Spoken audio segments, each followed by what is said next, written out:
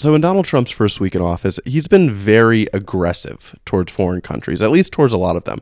And one of them is Denmark over the issue of Greenland. And if you don't live under a rock, you've probably seen that Donald Trump has decided that he wants Greenland to be a part of the U.S.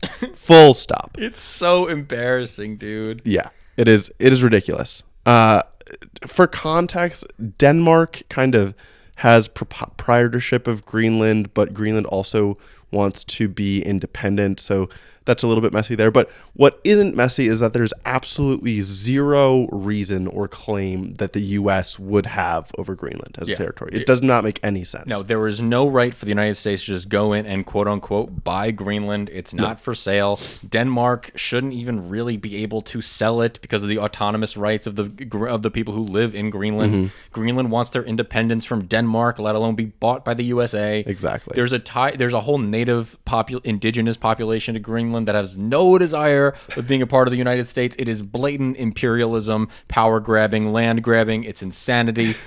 However, it is a possibility with the current president we have that something could go wrong. Yeah. And he gets us into a situation where we are in a deep diplomatic and political crisis over something this stupid. And the tensions have already risen quite a bit. Mm-hmm. There are recent reports of a call that Trump had with the Prime Minister of Greenland, where she was basically trying to be like, yo, this is kind of a joke, right? Like, you don't actually really care about this.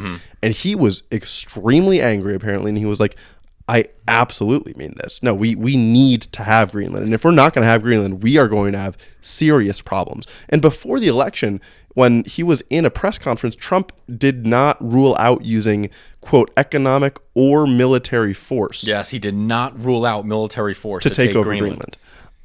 So between that and between a very, very angry, like not really negotiating call with the Prime Minister of Greenland, to me, I was scared. I am still kind of frightened. I don't trust this Trump administration enough to not go in with the U.S. Navy in Greenland to take it over by force. And what does that mean? Does that mean we go to war with NATO? Like, what does that mean? Denmark's a NATO country, right? What does that mean? I think it means officially that all of these like alliances, they're all done. Yes, everything dissolves.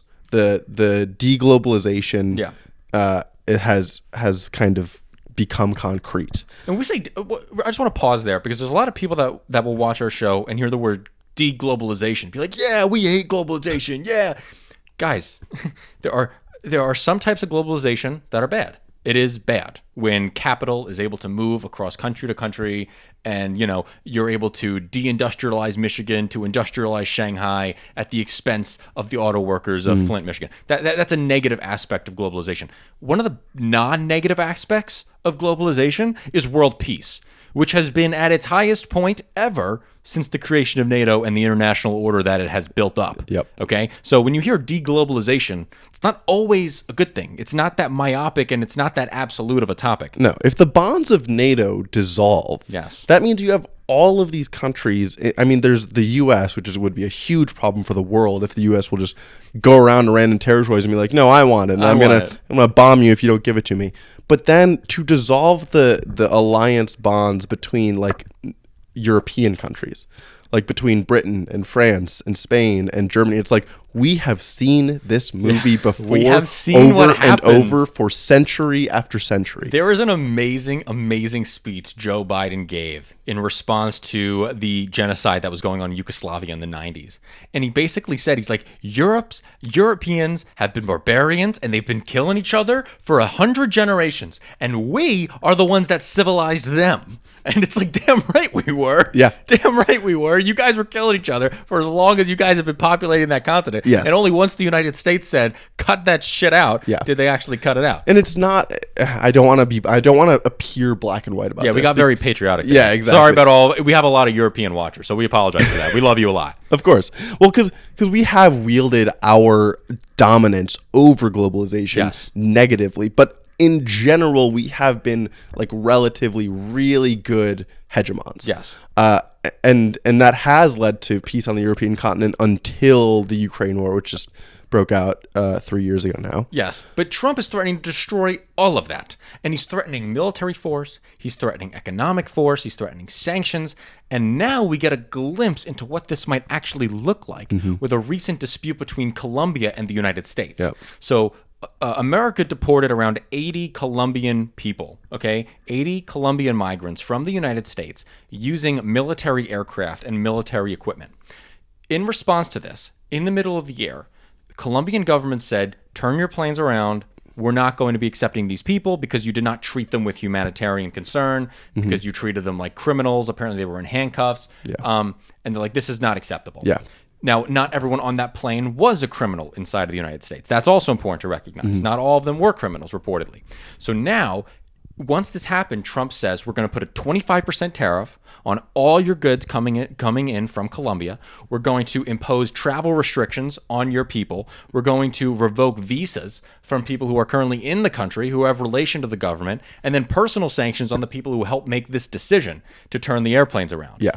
Now, So basically everything he could have done that wasn't, we're going to war with you, Colombia. it was 0 to 100 in like 5 minutes. Yeah. Right away. And that says a lot about how Donald Trump is going to operate on the international stage. It's going to be messy. It's going to be imbalanced. It's going to be chaotic. It's going to be like a bully. It's going to be like a bully. Yes. Now, another question we have to ask. Did Trump's strategy work? Yes. Kind of.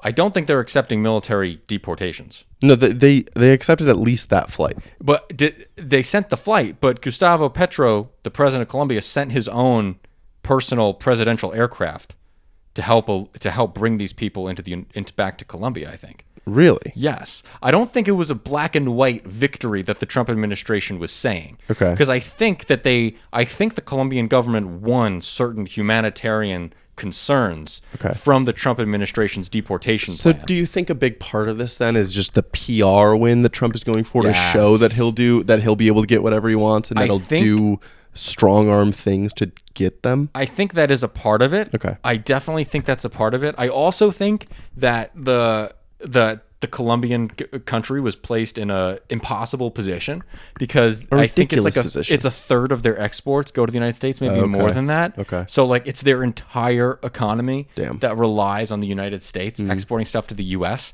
But this is not a good way to build connections. Oh my God, no. With your neighbors. It's a great way to make them start thinking, okay, how can we reduce as many of those exports to the U.S. as possible? Well, Gustavo Petro put out a statement. He's the president of Colombia since 2022. His approval rating is hovering around 35%. He's not very approved by the center left, especially not the far left, but he's in a murky political situation in himself. But he put out a statement saying that we are done looking north for our future. And that basically says, he's like, we're not going to look to the United States anymore. We're going to probably build bigger ties with Europe. We're going to build bigger ties with China. And that is not a place where we want the United States to be in. That's not what we want. No. This is obviously the way that Donald Trump is going to handle his foreign relations going forward. Yeah. And I just hope that he doesn't strong arm Denmark as much as he did Colombia, because Colombia, don't want to shit on you, Colombia. We're glad that you're, a part of our alliance. You are an ally of ours.